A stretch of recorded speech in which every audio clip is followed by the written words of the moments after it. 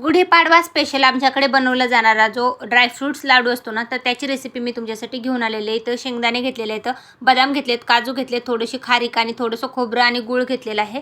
बदाम, काजू आणि शेंगदाणे जे आहेत एकत्र बारीक करून घ्यायचे आहेत मिक्सरला लावून. त्यानंतर ते बारीक केल्याच्यानंतर खारीक जी आहे ना ती सेपरेट बारीक करायची आहे, कारण की खारीक थोडी कडक असते. खारीक बारीक केल्याच्यानंतर त्याच्यामध्ये आपल्याला खोबरं जे आहे ना ते पण बारीक करून घ्यायचं आहे. खारीक जी आहे ना ती ओबडधोबड झाली तरी चालेल, परंतु ती थोडी वेगळीच म्हणजे सेपरेटच बारीक करा.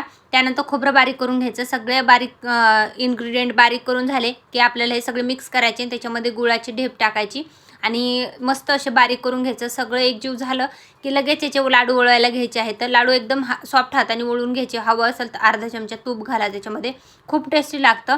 तुम्ही अशा प्रकारे ही जी लाडूची रेसिपी आहे ना नक्की ट्राय करा. हेल्दी, टेस्टी आणि एकदम सोपी साधी रेसिपी बनवून तयार झालेली आहे. आवडलं असेल तर लाईक करून जा.